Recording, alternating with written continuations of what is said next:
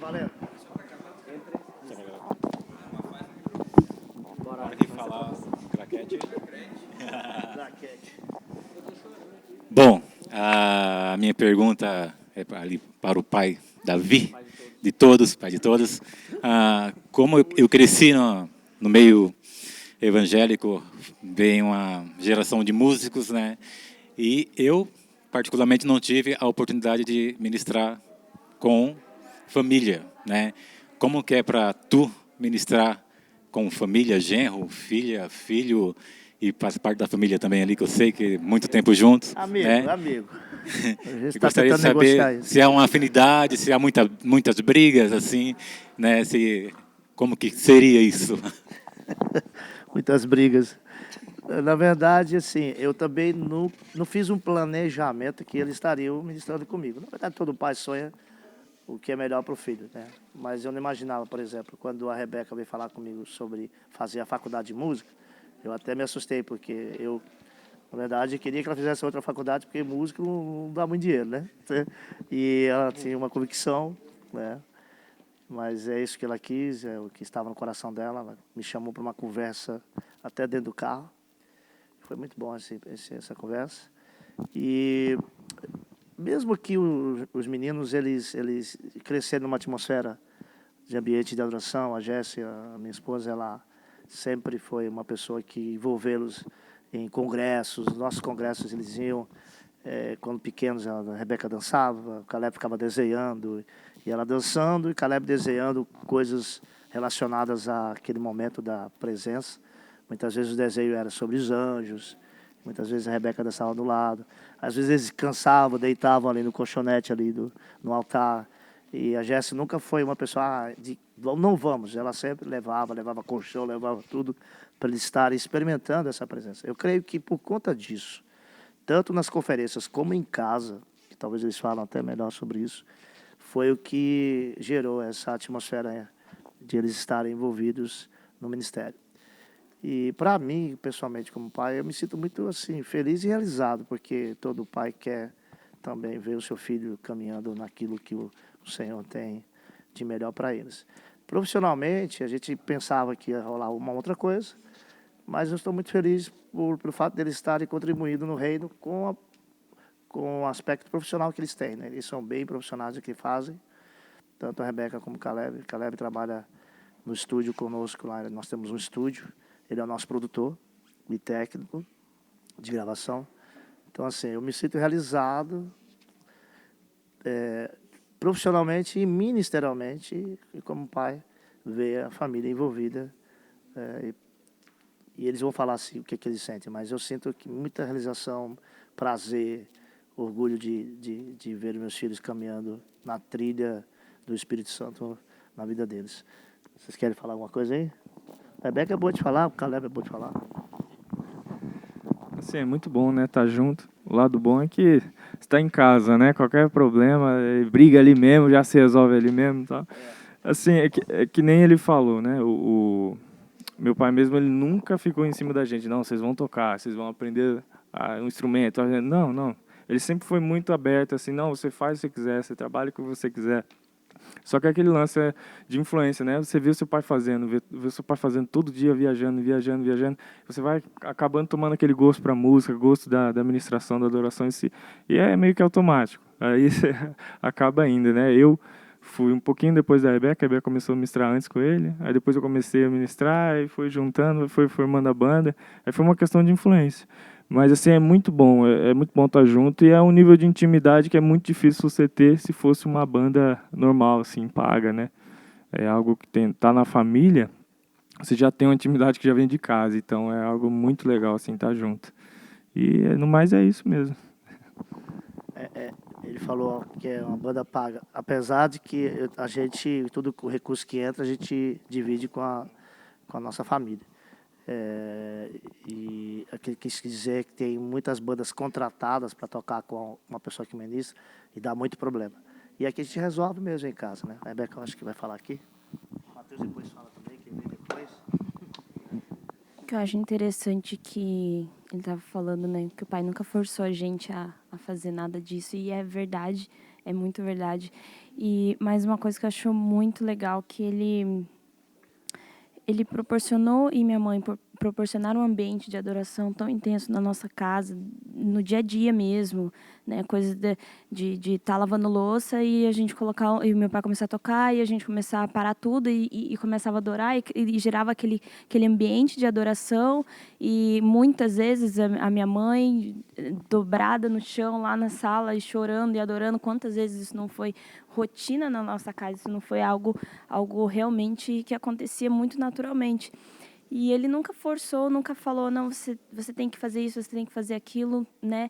E porque eu creio que ele e minha mãe, como pais, assim, eu acredito que eles viam a gente não como cópias deles mesmos, não como mini cópias, como, você tem que ser igual ao seu pai, você tem que ser igual à sua mãe. Não, eu sei que eu não sou igual ao meu pai, né? Nunca vou ser, triste. Eu queria, particularmente, brincadeira. Mas também não vou ser igual a minha mãe. Mas existe um destino para nós como filhos, né? A gente, principalmente quem é filho de alguém que já é conhecido, que já tem uma caminhada no ministério. Nós, como filhos, a gente carrega algo, né, que veio dele, que veio da minha mãe, princípios, mas nós não somos cópias, né? Nós temos uma essência. E isso eles vêm sempre passando para nós. E é o que a gente leva, né, para essa geração, que a nossa geração tem uma essência, né? Nossa geração não é cópia, segue os princípios dos nossos pais espirituais, honra os nossos pais espirituais, os nossos pais naturais. Mas nós temos uma essência, né, que a gente consiga seguir e cumprir os propósitos do Pai para nossas vidas. Eu cheguei por último, né? Eu não era da família, agora eu sou. Aleluia, glória a Deus por isso. Ou não, brincadeira. Mas é engraçado que eu acompanhava o Davi desde que eu tinha 7 anos. Quando ele ia ministrar no Rio Grande do Sul, os meus pais me levavam para as ministrações e eu, como criança, participava desse ambiente. E interessante que, para mim, referência é diferente de quantidade de visualizações. Porque hoje tem muitas pessoas que têm muitas visualizações, mas não são uma referência para sua família. E tem pessoas que têm e são, e tudo bem. Mas o que eu vejo hoje é que, mesmo no auge que teve ministerial, que eu já acompanhava mais à distância, e hoje que eu acompanho de perto, independente se o número de visualizações multiplicou ou diminuiu, a essência permaneceu a mesma, a referência permaneceu a mesma. É por isso que a família anda junto. Porque você pode ver que quando um líder da família não é referência, a família vai se dividindo. Mas quando é referência, a família vai se unindo. E nós vivemos isso como família. E eu, com 7 anos, eu ia, participava e era muito influenciado por aquilo e não sabia que eu faria parte da família.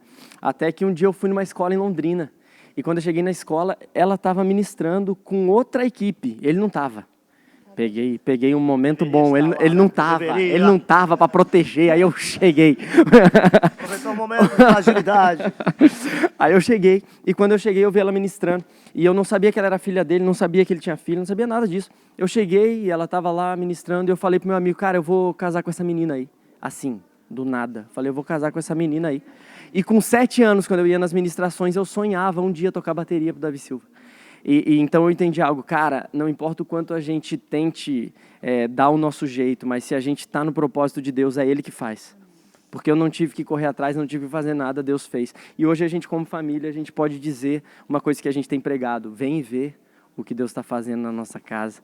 A gente acredita no que Deus está fazendo em toda a nação, mas hoje a gente tem autoridade e humildade para poder falar, olha, tem algo também em Londrina, vem ver o que Deus está fazendo aqui.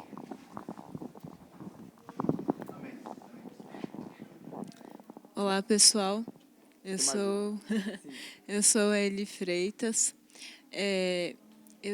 Tudo começou comigo. Eu não tenho referência musical familiar, mas há uma promessa sobre a minha vida, né? O Senhor me abençoou, me chamou para isso, o ministério, e eu comecei, né? Gravei algumas canções minhas e tal, e estou plantando algumas sementes aí. Mas eu moro em Concórdia, tudo aqui é, né, até chegar, tudo é muito difícil, enfim. Mas eu estou aí, esperando que se abram as portas, o caminho, né?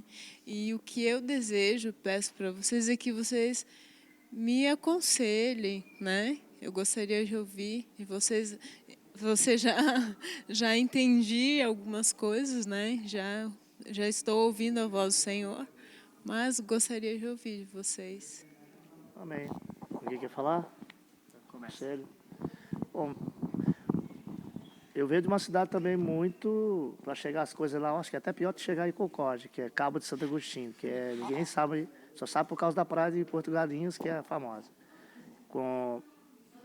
Eu sonhava ser músico, como eu falei aqui, mas não imaginava que chegava até esse ponto.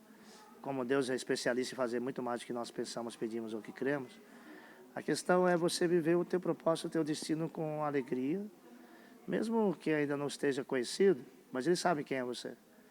E o caminho de fazer conhecido, o caminho de abrir as portas, é Ele que faz. Então, o conselho que eu te dou é descansar o teu coração no tempo, descansar no teu coração em relação mas quando que vai acontecer? A questão não é quando, é que a questão já está acontecendo, é viver o dia a dia, fazendo a vontade dEle. Ontem nós falamos sobre Jesus, que durante 18 anos ele ficou só obedecendo, até chegar o dia do batismo e ele ser exposto. Esse dia provavelmente vai chegar. A questão é fazer com alegria todo o tempo. Ele conhece o teu coração, sabe o que está no teu coração. E os que mais prevalecem é exatamente isso. O que vai prevalecer é exatamente você viver o destino e o propósito com alegria e com paz no coração, sem querer adiantar e nem também querer atrasar, né? Saber exatamente o momento certo e, por enquanto, em paz, fazendo a vontade dEle e cumprindo o seu propósito com alegria. Eu vou falar uma coisinha só.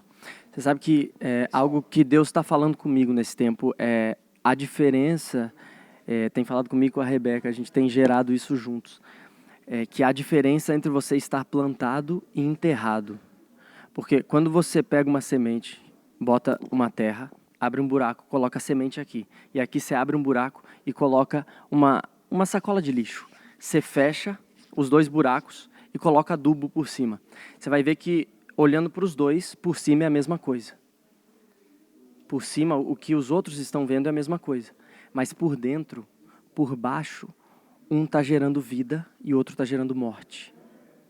Um está gerando raízes e o outro não está gerando nada. Então, o que a nossa geração vê, o que está por fora, as visualizações, os likes, a quantidade de cidades que minha música atingiu, os frutos. A nossa geração quer ver frutos, mas Jesus trabalha com raízes. Até porque nunca vai haver um fruto se não houver raiz. Então, o princípio é, valoriza onde você está plantada. Valoriza as raízes que Deus está gerando, porque as raízes não são aplaudidas. As raízes não são valorizadas. As raízes não são erguidas. As raízes estão ali, mas são as raízes que vão determinar o quanto tempo de vida vai ter o teu ministério. Não são os frutos, são as raízes, porque as raízes determinam os frutos. Então, o que eu aconselho e é algo que Deus tem falado conosco, valorizem o tempo das raízes. Não queiram brotar antes do tempo, porque uma árvore que ela brota sem raízes, ela morre rápido. Mas uma árvore que é enraizada, ela dura uma eternidade inteira. Valorize o tempo das raízes. Só completando aqui o que o Matheus está falando, eu me lembrei agora, tem uma árvore que é um bambu chinês, eu não sei se vocês conhecem, que ele é enorme, não sei se vocês já viram, ele é gigante. Para plantar aquele bambu, são necessários 5 anos de plantação, que você tem que regar todos os dias. E nesses 5 anos não brota nada. Absolutamente nada. Você olha para a terra e você não vê nada. Depois de 5 anos, ela começa a crescer numa velocidade incrível. Em 1 ano, ela atinge o seu tamanho pleno, vamos dizer, aquele tamanho, aquela altura. Então, existe o tempo de preparação na qual a gente não consegue ver nada, mas existe um regar. Porque se você deixar de regar um dia, esse bambu morre. Mas se você regar ele todos os dias, em 1 ano, na época certa, ele cresce tudo o que ele tem que crescer. Que isso possa ser a realidade nas nossas vidas, no propósito que o Senhor tem para a tua vida. Amém. Aleluia. Olha, vai falar ali, só aqui, ó. Tem um cara ali que tá... Vai lá. Fala aí. Tem uma palavra que o meu pai fala muito, que o nome é vem ver, né? Eu gosto muito dessa palavra que ele diz, o próprio Jesus não veio de Jerusalém, né? Não veio da cidade grande, não veio de um lugar famoso. Então eu acredito que nem a Rebeca estava falando, existem estações, né? Mesmo que você tenha vindo de um lugar pequeno, um lugar que ninguém vê nada, mas tem que ter fé que Deus vai mover as coisas, vai. É aquele coração aberto, né? Que ele acabou de falar. Você ter o coração aberto, sempre estar disposto a obedecer a Deus. E ele é um Deus que ele fala com a gente, né? Ele tem o Espírito Santo e ele vai te aconselhando, ele vai falando contigo. As fases vão passando, você vendo, vai vendo isso brotar. Então é isso que o mais importante é o coração ter fé e estar aberto à palavra de Deus e à vontade do Pai. Eu acho que isso é o mais importante. E tendo encerrado, deu graça, vamos comer.